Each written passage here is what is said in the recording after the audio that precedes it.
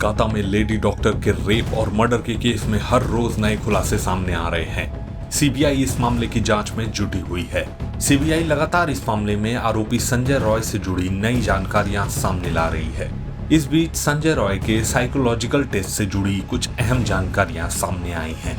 CBI ने psychological autopsy के दौरान संजय रॉय से उसकी निजी जिंदगी को लेकर सवाल किए हैं। मीडिया रिपोर्ट्स के मुताबिक संजय राय की एक से अधिक शादियों को लेकर भी उससे सवाल पूछे गए थे। उसके मोबाइल फोन में मिले हिंसक पोर्न वीडियो को लेकर भी सवाल पूछे गए थे। इस बीच मीडिया रिपोर्ट्स में ऐसा बताया जा रहा है कि इस टेस्ट के दौरान एक्सपर्ट्स को यह आभास हुआ कि संजय रॉय हाइपरसेक्सुअलिटी नाम की एक बीमारी से ग्रसित हो सकता है। संजय रॉय ने साइकोलॉजिकल टेस्ट के दौरान ये भी बताया कि वो अक्सर रेड लाइट एरिया जाया करता था। संजय रॉय ने कबूला है कि उसने वारदात के दिन पोर्न वीडियो देखे थे। वारदात के दिन क्या वो रेड लाइट एरिया गया था, इसको लेकर उसने गुमराह करने वाला जवाब दिया है। इस साइकोलॉजिकल टेस्ट से साफ है कि संजय रॉय एक खास तरह की सेक्सुअल बीमारी से ग्रसित हो सकता है और इसी के तहत उसने इस वारदात को अंजाम दिया है। हमने digital talk with Munish Devgan में देश के जाने माने मनोचिकित्सक डॉक्टर संदीप वोहरा से संजय रॉय को लेकर कई अहम सवाल किए। इस दौरान डॉक्टर संदीप वोहरा ने बताया कि आखिर किस मानसिकता के तहत ऐसी हैवानियत को अंजाम दिया जाता है।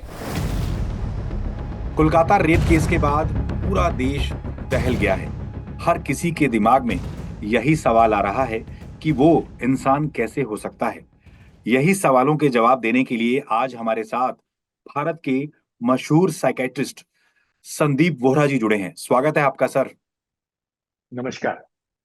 आपसे जानना चाहते हैं कि एक आम इंसान और एक हैवान, क्या अंतर होता है इसमें? देखिए, ये देखा जाता है कि इस तरह के जो भी व्यक्ति होते हैं उनके अंदर शुरू से ही क्रिमिनलिटी के ट्रेट्स होते हैं और उनके अंदर हम ये कह सकते हैं साइकोपैथिक टेंडेंसीज होती हैं, जिसमें वो आम लोगों की तरह सोसाइटी में कभी फिट नहीं होते और वो उनके अंदर जो ह्यूमन टू ह्यूमन इंटरेक्शन है उसमें जो इमोशंस होनी चाहिए वो इमोशंस या तो बहुत कम होती हैं या बिल्कुल मिसिंग होती हैं।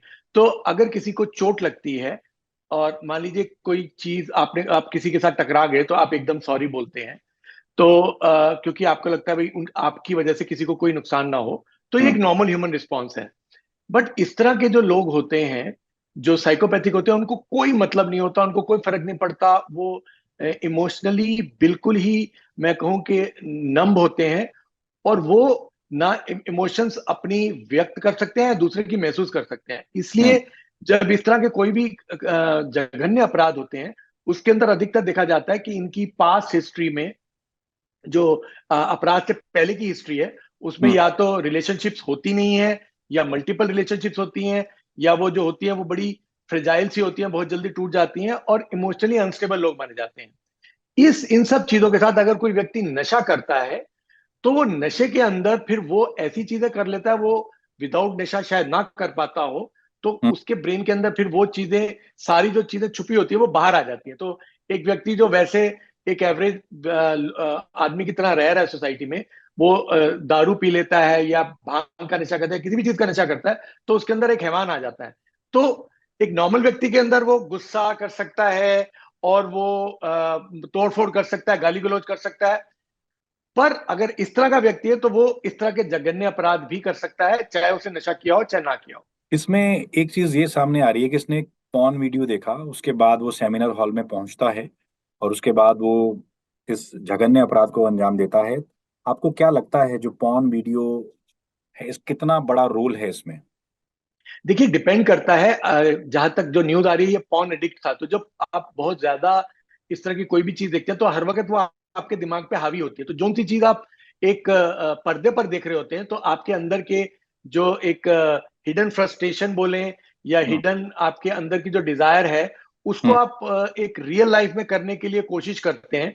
तो वो जो चीज है, अगर कोई पॉर्न डिपेंडेंट है, पॉर्न एडिक्ट है और हर वक्त पॉर्न देखता है, तो उसके अंदर वो टेंडेंसी मल्टीफोल्ड बढ़ जाती है और वो किसी भी एक्सटेंट पे जा सकता है, क्योंकि जो उसने देखा होता है वो उसको वो फेंटिसाइज करता है। फेंटिसाइज करने के बाद एक सोसाइटल नॉर्म्स के बिना उसको फुलफिल करने के लिए उसके अंदर थॉट्स आ सकते हैं और इस तरह के लोग फिर वो जघन्य अपराध इस तरह के कर लेते हैं।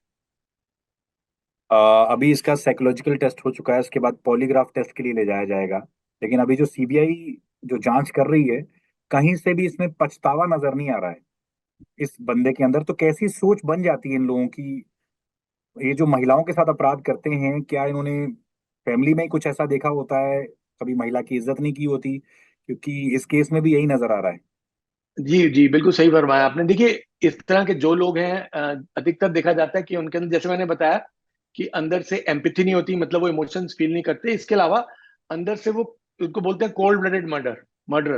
वो इसीलिए बोलते हैं कि इनको कोई पछतावा नहीं होता, अंदर से कोई हम्म। गिल्ट नहीं होता, क्योंकि वो उनके अंदर वो एक फीलिंग होती है वो मिसिंग होती है।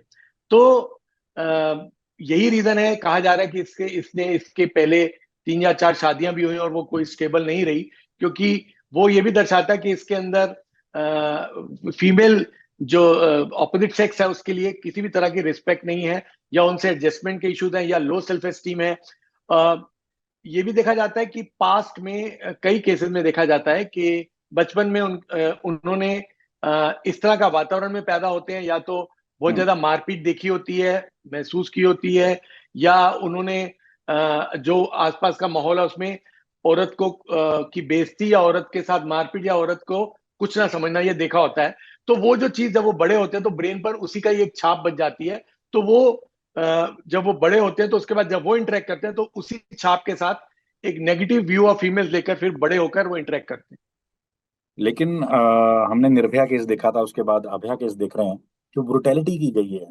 मतलब एक सनकी आदमी कैसे एक महिला के साथ इतनी ब्रुटेलिटी कर सकता है? तो इसमें भी इनकी परवरिश का ही रोल है।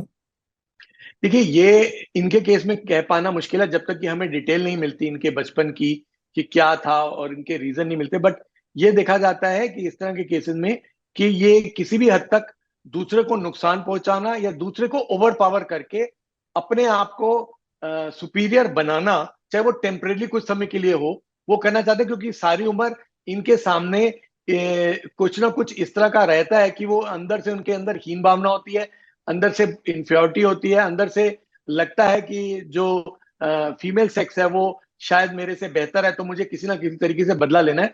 और ऑफ कोर्स अपनी जो एक हवस है, एक क्रूरता अंदर छुपी हुई है, वो सारी बाहर आती है।